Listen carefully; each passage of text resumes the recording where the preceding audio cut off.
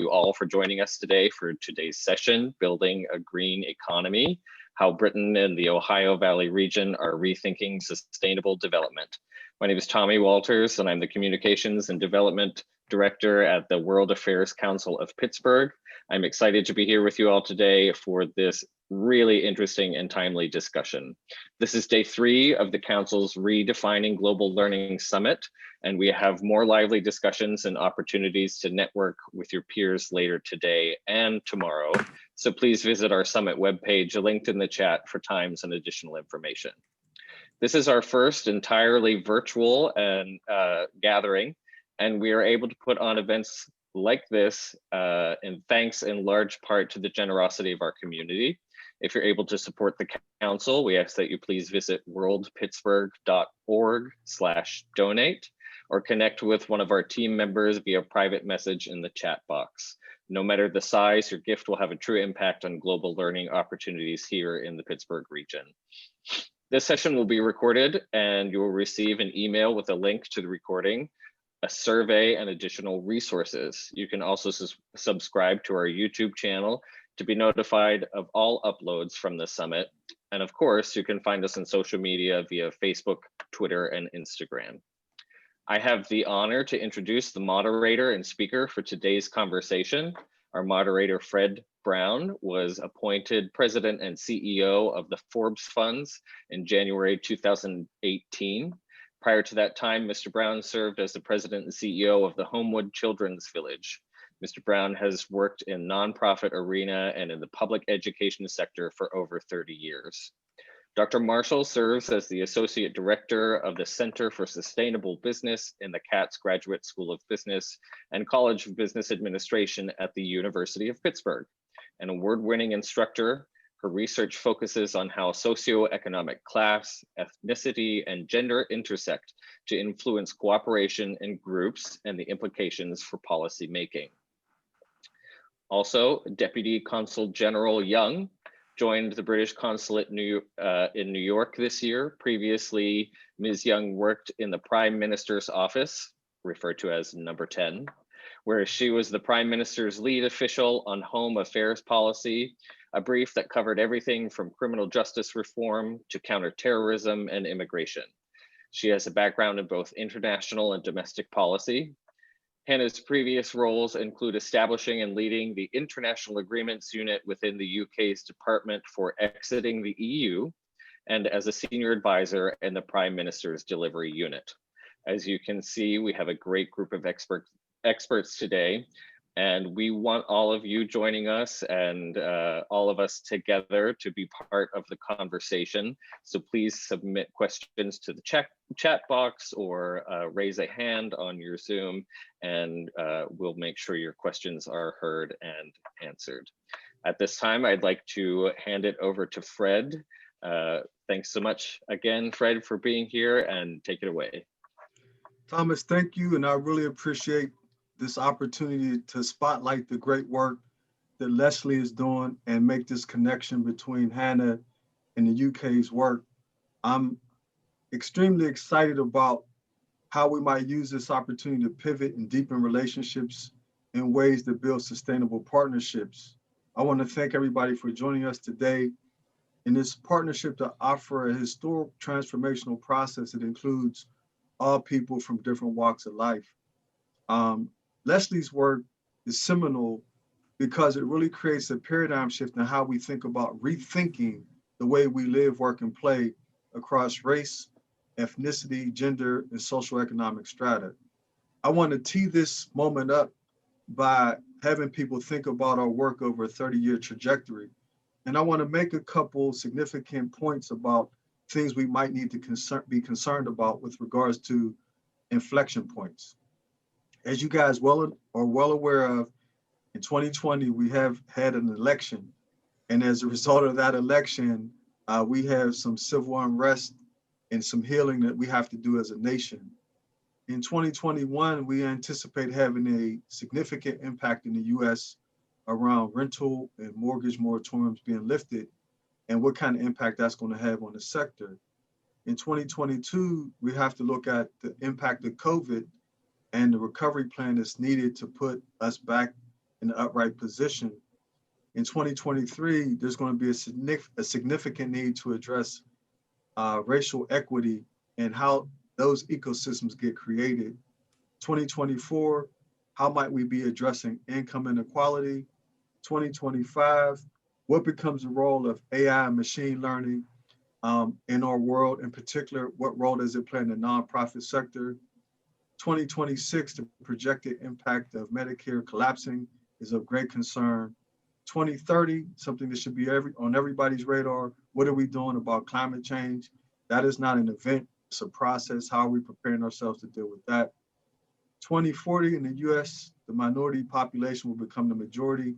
How are we building bridges to those institutions and people and stakeholders in a way that honor them today and not when they become leaders? In 2050, which I think is very critical, is 70% of the world's population is expected to move towards the urban corridor. Given COVID, how might that change the way we build and structure infrastructures in a way to address the needs of our community? And so I want to start off by asking a few questions of our panelists, and I want to thank them again for creating this historic opportunity to look at how we build bridges across the pond, across nations, across communities.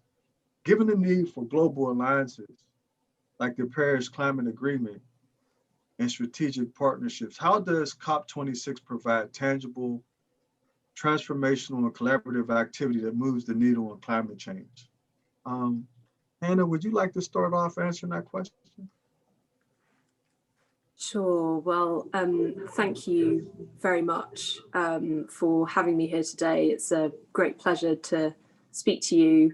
I wanted to preface my remarks by saying I'm really excited to be speaking alongside a genuine expert in this field. I don't profess to have as in-depth knowledge as Leslie, but I'm very keen to give you all an overview of the UK government's priorities in this space and our work in the run-up to COP26 next year. And I also, and I'll weave it into my responses to questions rather than giving a fulsome speech, but I want to talk about the opportunities for collaboration, as Fred has commented, for cutting edge R&D, for jobs, for Pittsburgh, and ultimately for the planet.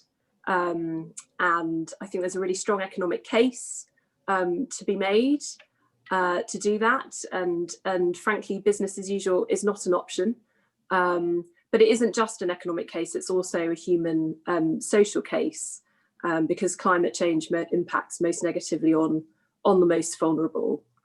And this discussion comes at an extremely important time, both for the Ohio Valley region, but also for the UK, because of two reasons. Firstly, the recent announcement of the incredible sister relationship between Pittsburgh and Glasgow, which is the host city of COP26 next November. So we're really excited and enthusiastic about that partnership, and really looking forward to seeing it blossom in the run-up to COP26. But also because there is a rapidly accelerating transition to a low-carbon, sustainable future. As I said, now is the time to get on that train as we push to a more resilient global economy. COP26 is all about ambition. We're talking about reducing emissions. We're talking about dealing with impacts and adaptation. And we're talking about shifting the dial on finance, financing the green and greening the finance. All of those are of particular focus to the Consulate here. Across all of those, we are engaging nationally with countries across the UN FCCC framework. And that's really important because countries need to lead the way in setting nationally determined contributions for emissions reductions. Our Prime Minister is co-hosting a summit next week with President Macron and the UN Secretary General to encourage countries to come forward with new 5-year commitments following the Paris Agreement. So engaging at a federal level with countries is really, really important to ensure that we raise ambition in terms of NDCs and also in terms of long-term strategies to actually deliver the change that we need. But we are also, through COP26, focusing very much on the multilateral side as well. We operate under the UN framework. We play into and will then take on the presidency for the negotiations themselves. And the really important outcome there is to secure agreement to the rule book, which is essentially the implementation plan for all of the commitments that were made in Paris 5 years ago. So working through the multinational framework, multilateral framework rather, is really important. The third point I would make in answer to your question, Fred, is actually it's also about plurilateral action. It's about the work of companies, of organizations, of think tanks, of the individual. And we have, as part of COP26, a series of campaigns and what we call high-level champions. Nigel Topping is the UK champion, and he works closely with his Chilean counterpart to really drive forward action from the ground up. And the interesting thing, I think, in this space in particular, is actually we've seen some of the most ambitious commitments, not necessarily at government level, but at city level, at state level, including commitments in Pittsburgh, California, with their commitments around low emissions vehicles. So generating that momentum at all levels is really important. The final thing I'll say is I think there is a real opportunity as we come out of COVID to look for a green, sustainable economic recovery. And our Prime Minister last week, in fact, launched the UK's 10-point plan for a green industrial revolution. And I hope to pick up a little bit more on what the key tenets of that are later on in our conversation. But the headline message from the UK government in publishing that plan was to say, actually, now is the time to come up with a sustainable green approach to COVID recovery. It will be too late if we sit around and we don't come up with those policies that look to shape the way that we tackle climate change. So aside from lots of tangible actions that the government has committed to, we also want it to be a signal to others that now is the time to act. Thanks. That's powerful. Leslie, I think that your work is seminal and has a direct correlation to this activity. Can you highlight for us the importance that you see in this activity and also the role that you see in engagement as a critical nexus for thinking differently about how we reimagine our future? Absolutely, be happy to speak to that.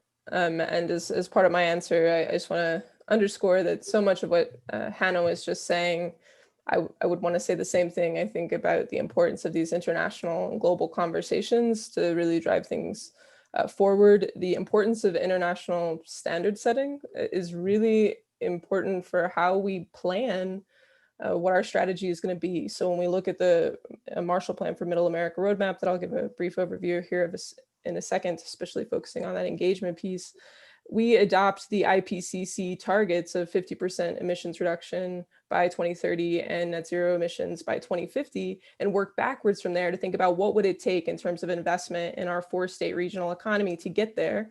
And then depending on that investment, what are the potential jobs outlook?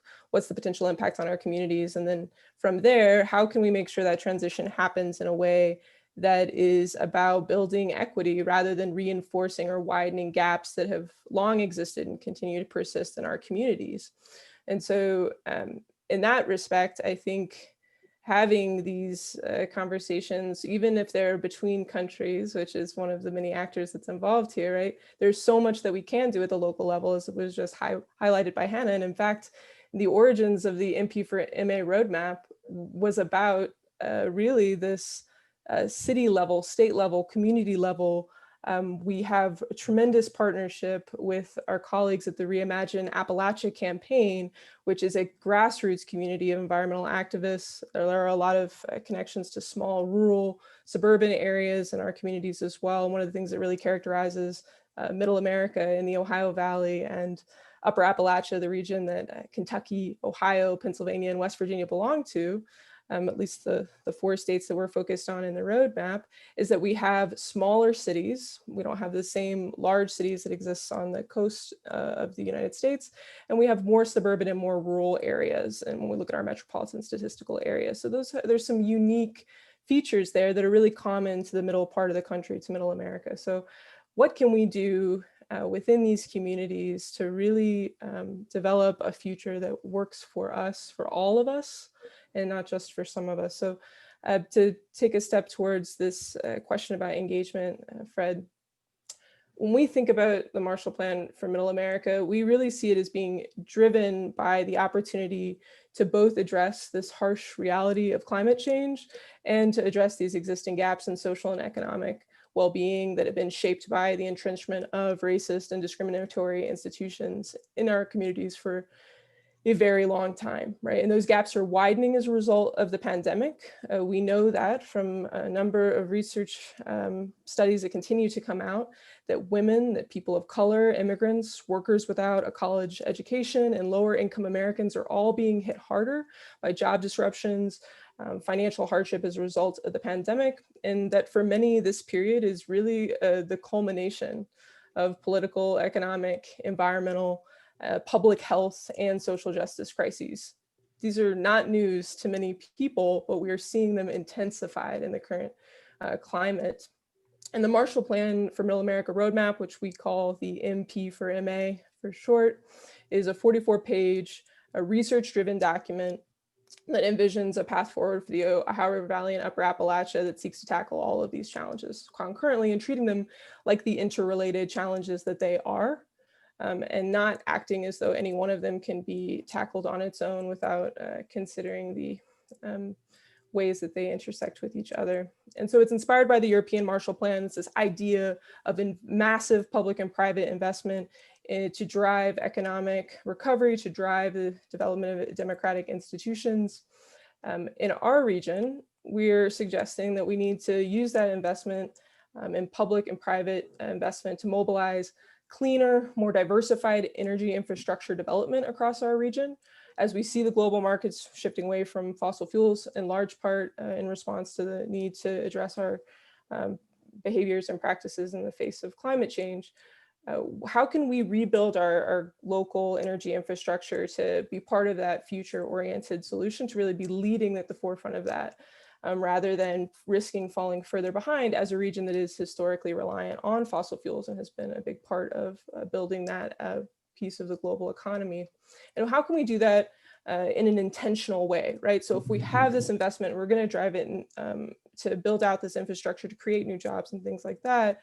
How can we be really careful about how we go about doing that in a way that's going to widen pathways to opportunity for more people, and particularly groups that have been historically marginalized or excluded from these processes?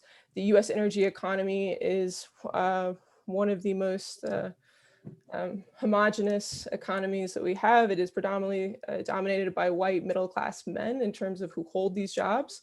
That doesn't need to be the case. It shouldn't be the case. And so I'm hopeful that Fred Brown will talk a bit about some of the work the Forbes funds are doing in terms of co-creating programs as well, because when we talk about the MP4MA, we talk about the need to involve many different stakeholder groups in this process and to really go out into communities. People are experts in their own experiences. There are grassroots organizations who have been doing this work for a long time. There are plenty of movement activists who could tell you exactly what their communities need. And if it's about making that list of those dream projects, of those things that need to happen, of the policies that are creating barriers to meaningful change, what is on that list, and how do we then go about either funding the projects that need to happen or breaking down the policies or regulatory frameworks that are preventing equitable change in these areas. And we really need to be doing that in a way that's listening to the localized context where that's happening, right? But when we think about it from a regional approach, that's about being able to scale that impact.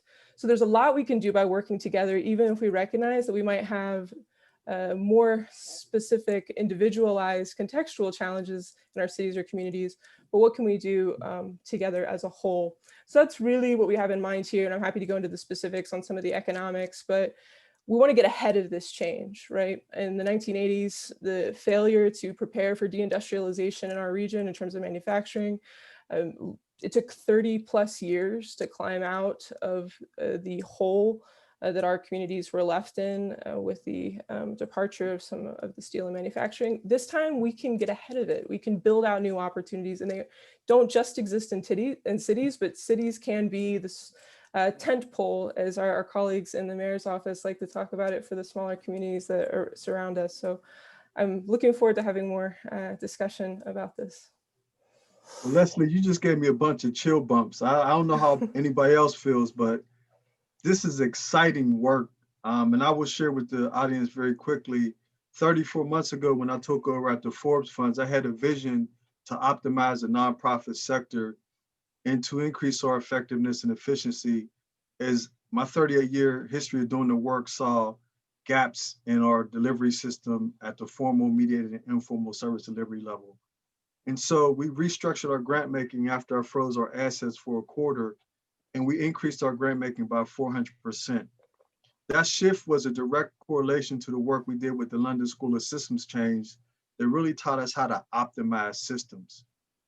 What I didn't understand at the time is that I was optimizing a capitalist system, even though I was working with human beings. And so most recently, to Leslie's comment, we've shifted over the last year to move from systems change to ecosystems co-creations. And we're looking at continuums from birth to transition, and how the nonprofit sector can reimagine itself as an ecosystem with a continuum that really looks at addressing the deindustrialization of our region through reimagining the new trajectory and building a 21st century global economy. And so what you were saying, Leslie, was, I just got chills. It's exciting to hear. You know, I get excited to hear that kind of activity. I get excited to know that it's moving beyond the theoretical to the metaphysical. Somebody's actually doing the work.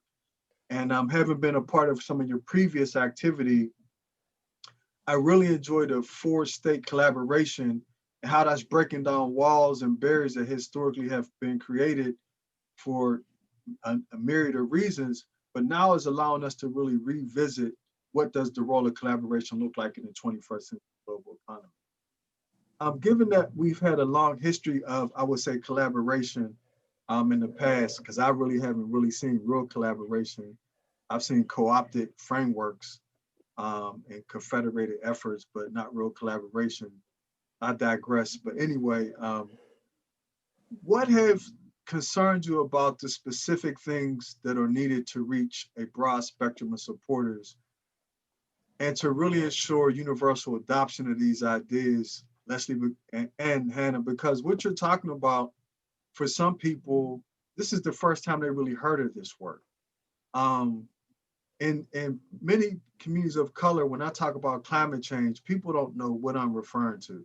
When I talk about PM10 and PM2.5 air particulate matter and this correlation with asthma and cancer, you know, many people in these communities are worrying about putting diapers on their babies, paying their mortgages, maintaining a sustainable, livable wage job. So walk us through, in your vision, how collaboration can change that and how we ensure the universal adoption of this across multiple sectors.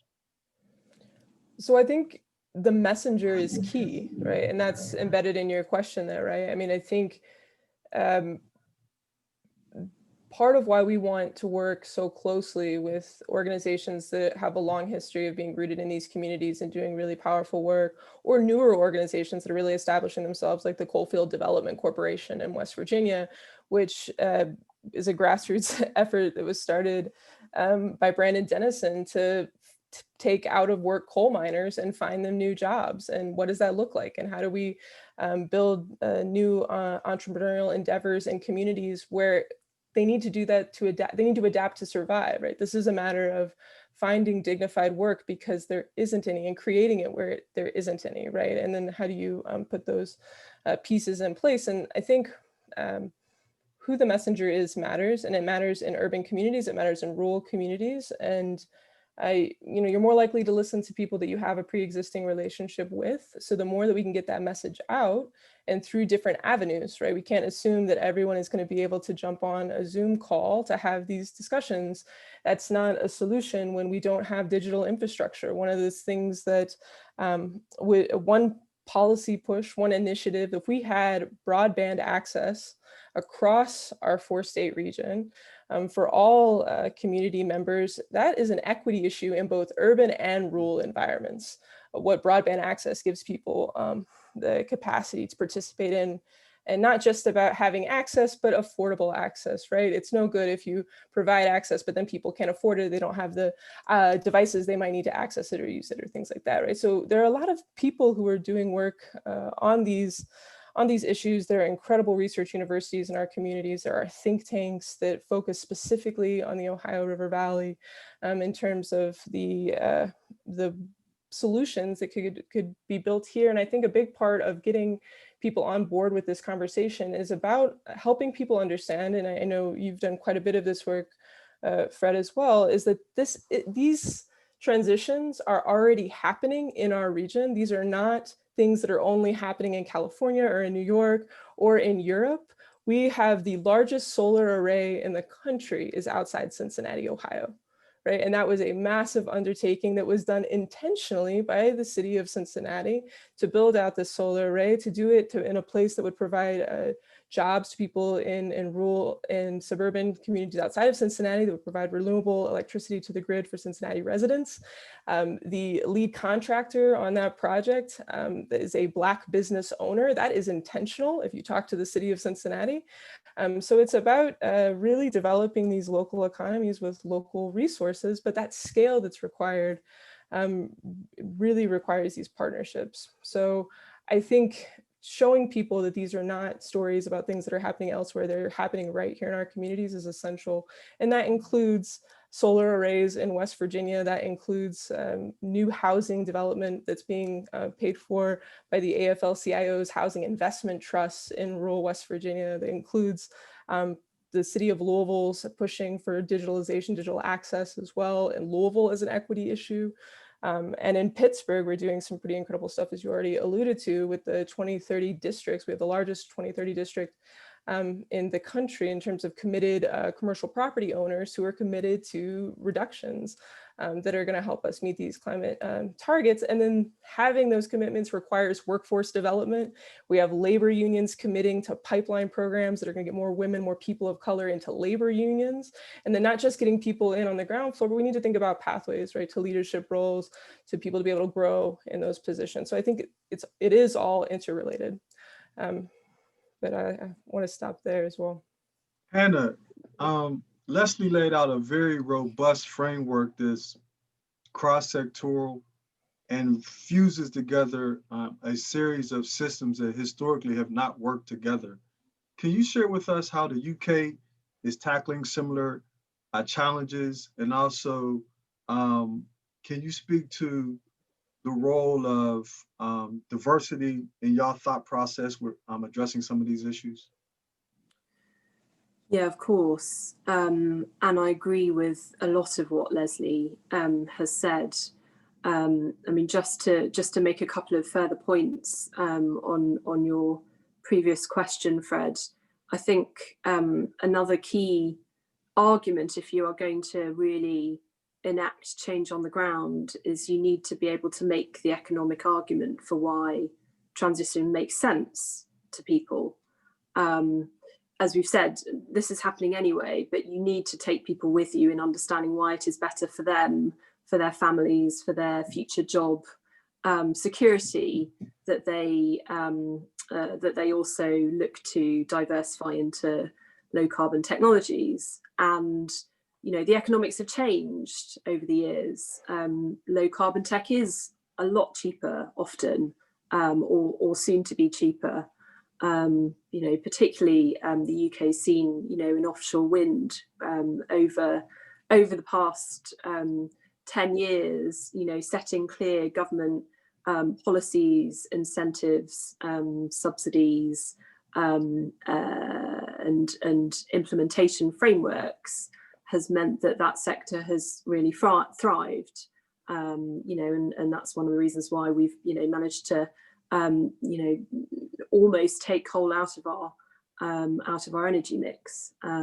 So making the case for the economic argument is really important. And I think two-thirds of the world's population live in countries where renewables represent the cheapest source of new power generation. And these countries represent 72% of global GDP, and include India and China and large parts of the US. The cost of electric vehicles is rapidly falling, and they're expected to be cheaper than petrol cars over their lifetime by around 2022. So it's about making the economic argument, but linked to that, I think it's also about making it real for people. I mean, Fred, you talked about air pollution. A number of years ago, when our Prime Minister Boris Johnson was Mayor of London, he brought in a congestion charge, and then subsequently a low emission zones in particular areas where air pollution was most prevalent, and helping people understand the link between their own health, the wider effects of carbon in the atmosphere, and then crucially what they can do to support a shift away to low carbon environment is really, really important. Heating in homes, again, I feel like this is the next big thing for the UK, is to decarbonise our heating market. But we need to help people understand that actually over time, investing in heat pumps, for example, is going to be beneficial for them particularly, because they also, they will lower their heating costs over time. You talked about diversity, and I think that's such a crucial topic. I said at the beginning, COP26 is about ambition against emissions, adaptation, and finance. But actually there's a fourth, which is about inclusion, because we recognise that actually it's the most marginalised communities that are affected most. And as we've seen during COVID, there are inextricable links between climate change, health, poverty, and race that have been exacerbated over this period. So COP26 is a global event, and we want to take a broad approach to inclusion, and that will include giving all communities a voice, from Indigenous peoples to a particular dialogue and gender. What's important, I think, is that locally, where particular factors are most pertinent, we really focus in on the issues that matter, and local government and civil society needs to work together to address those. And they will not look the same across the world. So it's important that, as well as giving a platform for different voices, we also hone in on the specific needs of particular communities. I actually think this is an area where the UK can learn a lot from the US. I think in many respects, the US discussion on climate justice and just transition is more mature. And I think that there are areas where we can learn a lot from listening countries to like the US, and giving a platform to US communities as part of COP26. Thanks. There's something you said that interests, I think, me, at least, and the viewers, if you can go into any detail. It seems to me that in the UK, you guys implemented significant policies that were like scaffolding to build you up to a different transition point. What can you speak to support the behavior change to support that policy change? That's a really interesting question. I mean, I think the interesting, and I know that this, I mentioned this earlier, that the UK has managed to decouple greenhouse gas emissions whilst sort of concurrently influencing GDP, growing our GDP, which has been the sort of the main transition over the course of the last sort of 20, 30 years. The main sectoral impact from that was taking coal out of our energy mix, as I mentioned before. So, I mean, even actually as recent as 2012, coal was about 40% of our electricity. Today it's about 2%. And this year, actually, we went a record number of days without using any coal whatsoever. So that's been a really big sectoral shift in our energy market. And we've done that mainly through replacing it with offshore wind. So the UK's got the world's largest capacity of offshore wind. And so that's been really important. I would say another common theme for that paradigm shift has been policy certainty. So over the years, we've laid out detailed plans for developing different sectors, like offshore wind, like solar, but crucially also including timelines for implementation, which gives policy certainty to industries to think, actually, okay, I'm going to stop investing in this particular factory that's producing, dirty emissions, and I'm going to focus my efforts on, building a new factory that can create solar panels, for example. So I think that, having that sort of direction of travel and that clarity from a national policy perspective has been really important for the UK. As I say, the leading example of this is in offshore wind, where the government's glide path, really inspired an industry, allowing us to set the offshore wind target of producing enough energy to power all UK homes by 2030, which is in the Prime Minister's 10-point plan for a green industrial revolution. And that's also reinvigorated what we call the kind of left behind cities, in the Humber region, in the north, where this government has come in with a mandate to level up local economies, so that it isn't just the southeast of the UK that is the most prosperous. And so tapping into those industrial centres and incentivising them to produce renewable energy has been a real, I would say, a real success story for the UK. We're also using this policy certainty to spur on the transportation sector. So I mentioned zero emission vehicles earlier. We've again just committed to banning the sale of all internal combustion engine vehicles by 2030, which is 10 years earlier than we had previously committed to. And again, it's that certainty, that it's the signal that is sent to the market to say, no, you cannot continue to invest in this. You need to shift, but also recognizing that it takes time.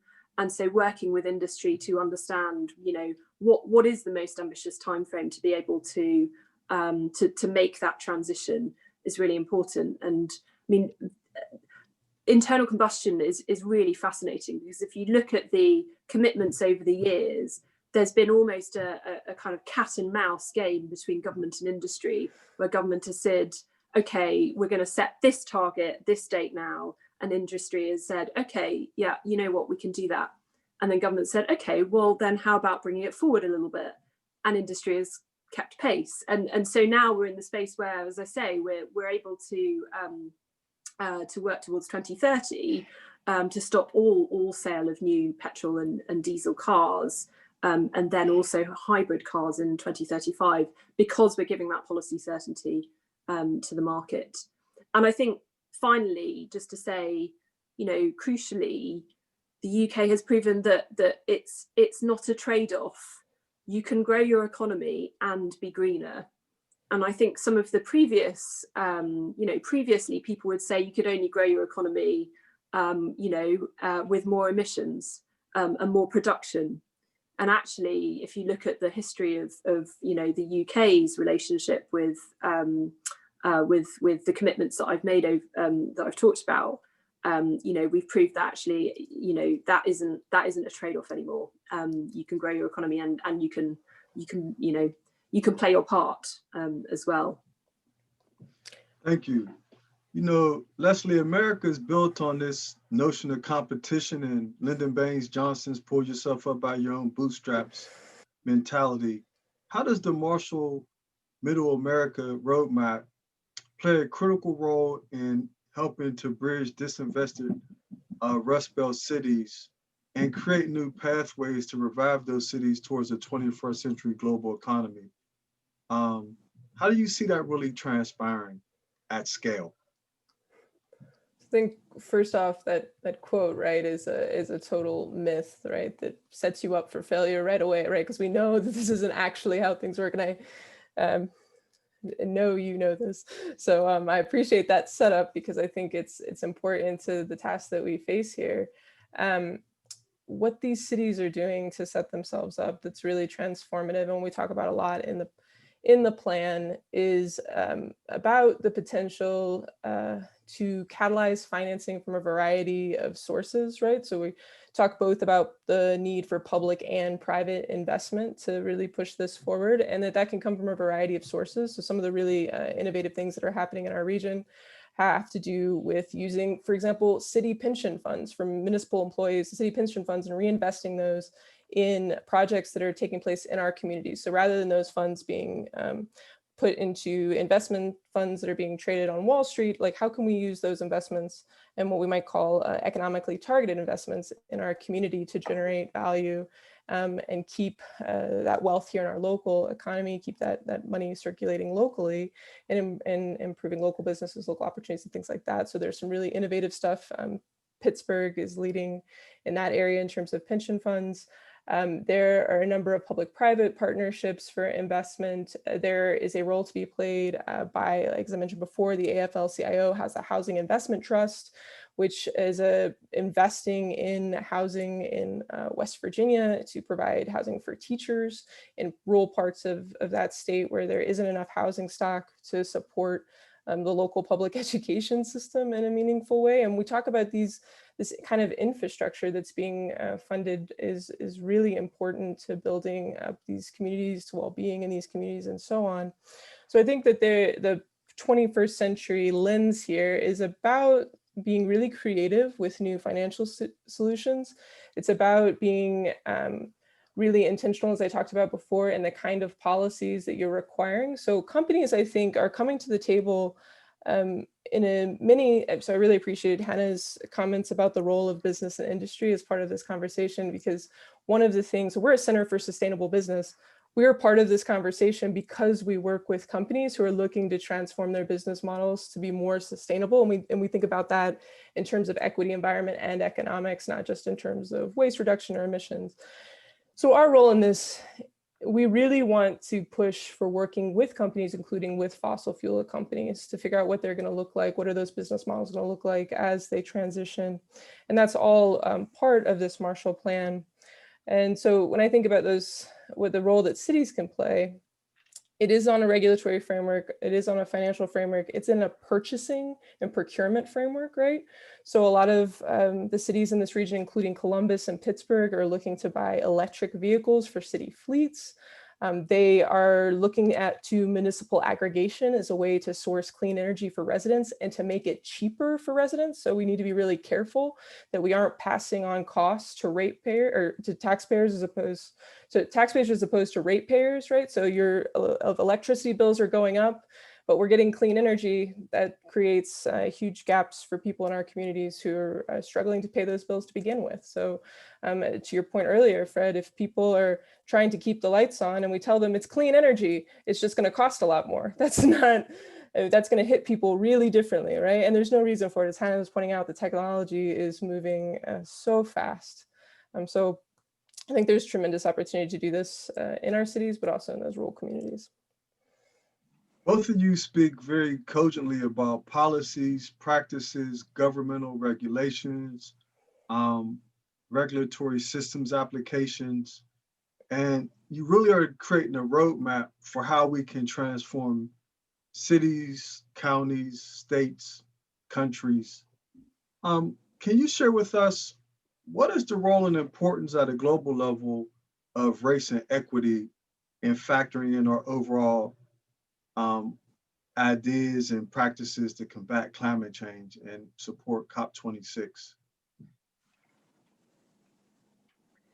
Shall I kick off? Yes. And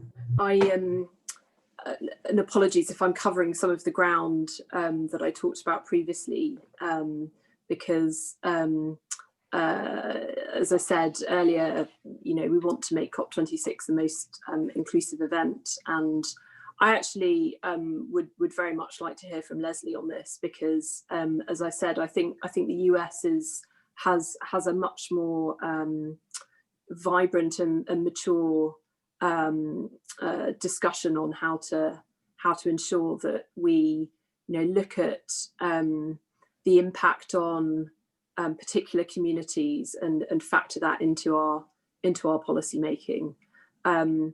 From a COP26 perspective, as I said earlier, we will ensure that we give all voices, all communities a platform.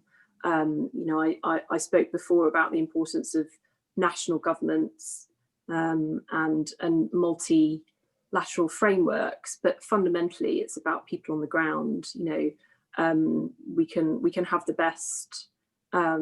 best commitments in the world, but if we don't exact change on the ground that is just and that recognizes where people are at, then it's not going to be as beneficial, and ultimately it's not going to make us feel like a more inclusive society. So we will give a voice to all different communities to ensure that we capture the different impacts of climate change, whether that's a small island state that is worrying about the effect of more persistent hurricanes on a more regular basis, and whether that's a community who are struggling to move away from coal, who need to invest in renewables but are worried about jobs, whether that's even as close to me in New York, the outer boroughs who suffer the most from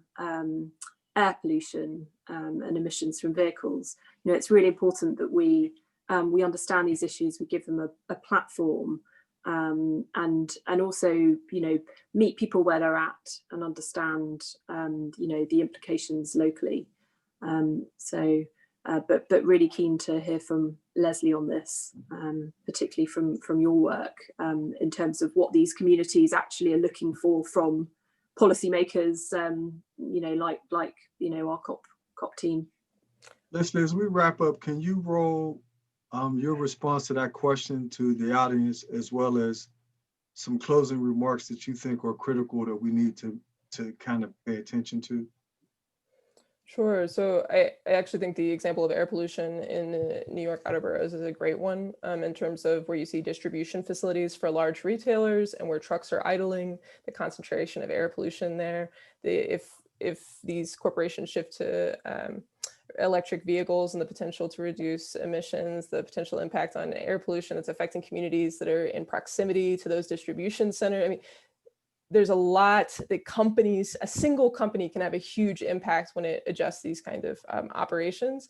And those impacts are going to I shouldn't say disproportionately, the people that those communities that will be most affected by those changes are predominantly people of color, communities of color, lower income communities, immigrant communities that are, and there's a long conversation to be had here. In fact, there's another Pitt graduate, Dr. Harold Rickenbacker, who is working now with the Environmental Defense Fund and does a lot of this work in the US and globally. So I wish I had the ability to drop a link to that work as well, because it touches on this exactly. And there's a chicken and the egg problem about whether the factory is there first, the distribution center is there first, or the community is there first. Many discussions to have, and I know we don't have time for that right now, but I want to flag that as well. And I want to say, I think the key message that I really, really want to leave people with here is, if we don't talk about race and the implications there, if we don't talk about environmental justice, we've not just missed out on a huge opportunity, but we're not talking about anything that's going to be useful or meaningful as we look to transition, right? So in the US, we've been having very public dialogue on racial inequities in this country, how they intersect for the last, well, I'll say people are participating in the conversation that were not previously participating. These conversations have been going on for a very, very long time. So I want to say that if we don't make this about addressing those concerns, then we have not just missed an opportunity, but we have failed to bring on board the concerns, needs, expertise, and solutions that have already been suggested and provided by people who have been doing this work for a very long time and continue to do it. And I think one thing I want to really highlight is we've worked with 8 cities across our region to put together this plan. And the equity dimension, specifically along the lines of racial equity, was essential to getting all of those cities on board. There are cities who are part of this who would not be part of something that wasn't using that lens, because they know that that's what has to be there for this to be true.